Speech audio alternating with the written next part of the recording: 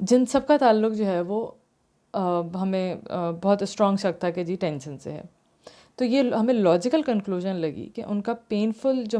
کہ یہ basically painful مسل کنڈیشن بھی شاید ٹینشن سے ہی ہو رہا ہے. تو اس طریقے سے ٹینشن مایوسائٹس سنڈروم کی بنیاد پڑی. مایو کا مطلب ہوتا ہے مسل. ٹینشن مایوسائٹس سنڈروم کا بیسیکلی مطلب یہ ہے کہ مسلس کی حالت میں ایسا تغیر یا چینج ہونا جو کہ پینفل ہو. جب ہم نے اس تھیوری کو ٹیسٹ پہ لگایا اور پیشنٹس کو اس کے حساب سے ٹریٹمنٹ کی تو ہم نے یہ ریئلائز کیا کہ ان کی امپرومنٹ آنے لگ گئی ان کے ٹریٹمنٹ کے ریزلٹس میں. جبکہ پہلے ہمیں شک ہوتا تھا کہ یہ ٹریٹمنٹ کام کرے گی یا نہیں کرے گی, لیکن جب ہم نے ٹی ایم ایس کی تھیوری رکھتے ہوئے سامنے اور لوگوں کو ٹریٹ کرنا اسٹارٹ کیا تو بہت امپرومنٹ ہوئی ریزلٹس میں. بلکہ اس کے بعد یہ بہت حد تک پاسبل ہو گیا کہ ہم بڑی ایکوریسی کے ساتھ بتانے لگ گئے کہ کون سے پیشنٹ جو ہیں وہ ٹھیک ہو جائیں گے اور کون سے پیشنٹ جو ہیں وہ نہیں ٹھیک ہوں گے. یہ بگننگ تھی اس طریقہ علاج کی جو ہم نے اس بک میں ڈسکرائب کیا. اس کے علاوہ میں یہ بھی ایمفیسائز کرنا چاہتا ہوں یہاں پہ کہ یہ بک کوئی نئی اپروچ نہیں بتاتی کمر درد کے کسی بھی درد کے علاج کے لیے. ٹی ایم ایس جو ہے وہ ایک نیا ڈائگنوسس ہے اور اس لیے اس کا علاج یا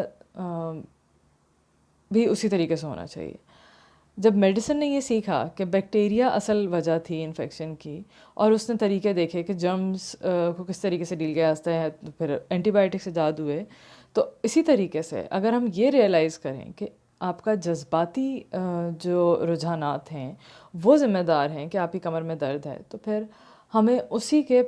پراپر تھیراپی کے آپشنز دیکھنے چاہیے. بظاہر یا یہ کہہ لیں کہ صاف طور پہ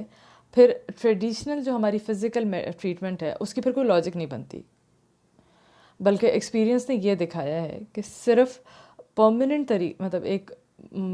کامیاب اور مستقل طریقہ اس پرابلم کو ٹریٹ کرنے کا یہ ہے کہ پیشنٹس یہ سمجھیں کہ ان کو ہوا کیا ہے.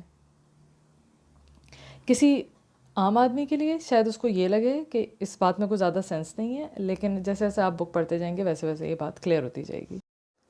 Chapter 1 the manifestation of T M S. Manifestation مطلب پہلی دفعہ کسی چیز کا ہونا یا ظاہر ہونا. اس میں ڈاکٹر جانی سارنو کہتے ہیں میں نے آج تک کوئی ایسا پیشنٹ نہیں دیکھا جس کی کمر, کندھے, گردن یا ہپس میں درد ہوا ہو اور وہ یہ نہ مانتا ہو کہ یہ پین کسی انجری کی وجہ سے ہوا ہے یا کہیں سے اسے کوئی چوٹ لگی تھی, کوئی فزیکل ایکٹیویٹی کی تھی جس کی وجہ سے ایسا ہو گیا ہے. جیسے عموماً لوگ یہ کہتے ہیں کہ میں دوڑ رہا تھا تو مجھے چوٹ لگ گئی, جیسے میں باسکٹ بال کھیل رہا تھا, ٹینس یا باؤلنگ, یا کہتے ہیں کہ میں نے اپنی بیٹی کو اٹھایا گود میں تو اس وقت میرے درد شروع ہو گئی, یا میں وہ کھڑکی اٹکی ہوئی تھی میں نے اس کو زور سے کھولا تو اس سے درد شروع ہو گئی, یا 10 سال پہلے مجھے پیچھے سے ایک گاڑی نے مار دیا تھا اور اس کے بعد سے جو ہے مجھے بیک پین ہو جاتی ہے. یہ خیال کہ درد کا مطلب یہ ہے کہ یا تو آپ کو کوئی چوٹ لگی ہے یا کچھ اندر ٹوٹ پھوٹ ہو گئی ہے, یہ ہمارے دماغوں میں بہت زیادہ بیٹھی ہوئی ہے بات. اور یہ ظاہر سی بات ہے کہ اگر درد آپ کے تب شروع ہو کہ جب آپ کوئی فزیکل ایکٹیویٹی کر رہے تھے, کوئی کام کر رہے تھے, یا کچھ آپ نے کوئی ایونٹ ہوا ہے, تو یہ بہت مشکل ہے کہ آپ یہ نہ سوچیں کہ یہ درد اس کام کی وجہ سے ہوا ہے. لیکن بعد میں ہم اس چیز کو دیکھیں گے کہ یہ اکثر دھوکہ ہوتا ہے. لیکن یہ جو کانسیپٹ ہے کہ ہماری کمر اتنی نازک ہے اور اتنی آسانی سے ٹوٹ پھوٹ کا شکار ہو جاتی ہے, اس کی وجہ سے آج دنیا میں کئی ہزارہ لوگ, مرد اور عورتیں دونوں موجود ہیں جو کہ بہت محدود زندگی گزارنے لگے ہیں. ان کی زندگیاں بہت ریسٹرکٹ ہو گئی ہیں کیونکہ ان کو مستقل یہ خوف رہتا ہے کہ ہم اپنے آپ کو مزید نقصان پہنچا دیں گے یا ہمارے وہ درد دوبارہ شروع ہو جائے گا. لوگ اکثر کہتے ہیں کہ مجھے ڈر ہے کہ میں اپنے آپ کو دوبارہ ہرٹ کر لوں گا, اور میں جو کچھ بھی کرتا ہوں اس لیے میں بہت احتیاط کے ساتھ کرتا ہوں. اس سوچ کے بہت حد تک ذمہ دار ہمارے میڈیکل پروفیشن کے لوگ اور بہت سارے اور جو ہیلرز میڈیکل انڈسٹری میں موجود ہیں وہ ہیں. یہ مانا جاتا ہے کہ گردن, کندھے, کمر اور ہپس کا درد جو ہے وہ کسی बीमारी या चोट की वजह से है, जो कि आपकी या तो रीढ़ की हड्डी को पहुंची है या किसी और हड्डी में कुछ हो गया है, उनके साथ जो जुड़े हुए जॉइंट्स हैं उनमें कोई मसला हो गया है, या मसल्स की कोई कमज़ोरी है, या लिगामेंट्स जो टेंडन्स होते हैं जो आपके जोड़ों के गिर्द मौजूद होते हैं उनमें वो कमज़ोरी होगी। लेकिन कोई साइंटिफिकली उन चीज़ों को वैलिडेट नहीं किया गया है कि दर्द वाकई में इन्हीं चीज़ों की वजह से हो रहा है। जबकि दूसरे हाथ पे मैंने जब भी लोगों की ट्रीटमेंट की है गुज़िस्ता पिछले 17 सालों में, तो मेरा बहुत डिफरेंट एक्सपीरियंस रहा है। और मेरा ये तजर्बा है कि मेजॉरिटी लोगों में जो दर्द के सिम्टम्स होते हैं वो मसल्स की कंडीशंस की वजह से है, जो कि आपके नर्व्स, टेंडन्स और लिगामेंट्स में टेंशन की वजह से वो कंडीशन बन जाती है। और ये पॉइंट इस चीज़ से प्रूव होता है, जो मैंने लोगों का इलाज किया और उनको बहुत ज़्यादा उससे शिफा मिली। और ये तरीका इलाज कोई बहुत लंबा चौड़ा नहीं है, बहुत आसान है और क्विक है और थॉरो है। हमारी ट्रेडिशनल मेडिसिन बहुत ज़्यादा फोकस करती है इसके ऊपर कि हमारा मैकेनिकल ओरिएंटेशन क्या है और हमारी स्ट्रक्चरल ओरिएंटेशन क्या है। बॉडी को ऐसे देखा जाता है कि ये एक बहुत कॉम्प्लेक्स मशीन है, और अगर कोई बीमारी हो तो यही समझा जाता है कि जो हमारी मशीन है, यानी कि जो हमारी बॉडी वाली मशीन है, उसमें कोई ख़राबी हो गई है, जो कोई ख़राबी इन्फेक्शन की वजह से हो सकती है, कोई ट्रॉमा पहुंचा है, यानी वो खुदा ना कोई एक्सीडेंट हो गया है, या बाय बर्थ कोई डिफेक्ट था आप में, या कोई बोन्स की डिजनरेशन है वगैरह, या खुदा न खास्ता अगर कैंसर हो जाए तो। बट साथ ही साथ मेडिकल साइंस का एक बहुत स्ट्रॉन्ग एम्फेसिस हमेशा इस चीज़ पर रहा है कि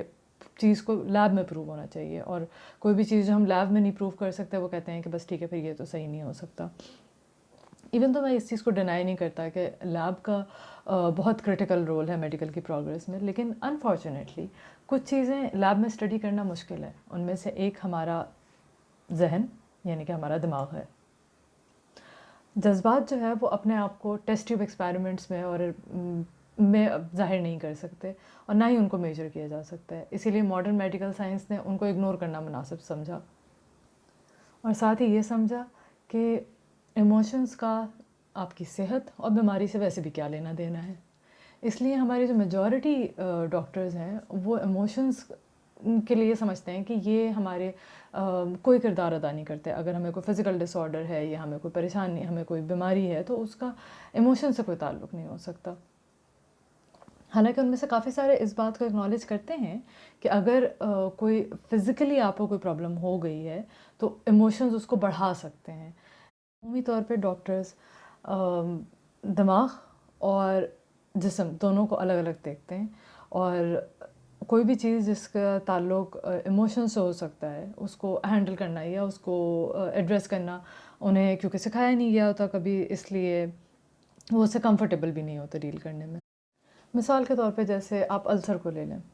तो मैदे का जो अल्सर होता है उसमें अमूमन, हालांकि डॉक्टर यही कहेंगे कि हम इस बात को नहीं मानते, लेकिन एक बहुत बड़ी तादाद है जो ये मानती है कि अल्सर की सबसे बड़ी वजह टेंशन है।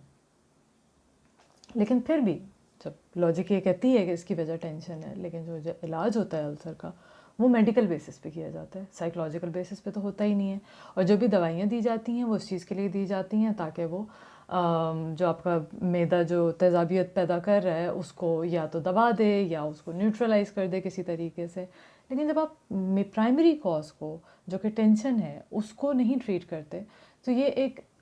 गलत किस्म का इलाज कहा जाएगा, या गलत ना भी कहें तो एक पुअर काइंड ऑफ मेडिसिन कहलाएगी। ये सिम्टम को हम ट्रीट कर रहे हैं, कॉज को ट्रीट नहीं कर रहे हैं। यानी कि जो बज़ाहिर अलामात ज़ाहिर हुई हैं उनका इलाज हो रहा है, जो असल वजह है उन अलामात की उसको तो आपने ठीक ही नहीं किया। लेकिन क्योंकि अमूमन फिजिशियंस को या डॉक्टर्स को यही सिखाया जाता है कि जी हमारा रोल जो है वो बॉडी को ट्रीट करना है और दिमाग का इलाज करना हमारी ज़िम्मेदारी नहीं है, इसलिए उसको निगलेक्ट किया जाता है, हालांकि वही असल वजह होती है। बाज़ डॉक्टर्स ये ज़रूर कह देते हैं कि जी टेंशन ना लें आप ज़्यादा, और थोड़ा हल्का लें, और आप बहुत ज़्यादा हार्ड वर्क कर रहे हैं।